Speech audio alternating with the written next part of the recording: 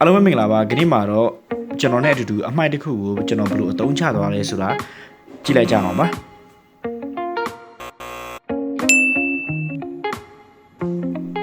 ဒီလိုနှကမ်းမွေးအာလူကြော်လို့ခေါ်တဲ့ဒီကျွန်တော် sprinkle တို့ဒီလိုဘူးနဲ့လာတဲ့အာလူကြော်ဘူးခွန်လေးကျွန်တော်နှုတ်မပြစ်လိုက်ပါနဲ့ဘူးခွန်လေးရယ်ပေချိုးဘူးရယ်ပိုက်ကလေးရယ်ဓားရယ်လှော့ရယ်မာကပန်ရယ်ဒါတွေပဲလိုပါတယ်ဒါလေးနဲ့ကျွန်တော်အစီအီဖြတ်မယ်ဖြတ်ပြီးဆိုလို့ရှိရင်တော့ဒီရဲ့ဟာလေးတွေအဝိုင်းပေါက်ဖောက်မယ်အဝိုင်းပေါက်ဖောက်ပြီးပြီဆိုရင်ကျွန်တော်ဆောနာပိုက်ကလေးလို့ခေါ်တဲ့zip ကလေးလေးပေါ့နော်အကောင်လေးနဲ့ကျွန်တော်ပတင်းပေါက်လေးမှာဒီပတင်းပေါက်ကိုတက်တာဂျပန်ကွက်ပေါ့နော်ဂျပန်ကွက်လေးကိုထိန်းပြီးတော့မှလိုက်ကလေးတိန်တဲ့အချိန်မှာညီညာလှလှပပလေးဖြစ်အောင်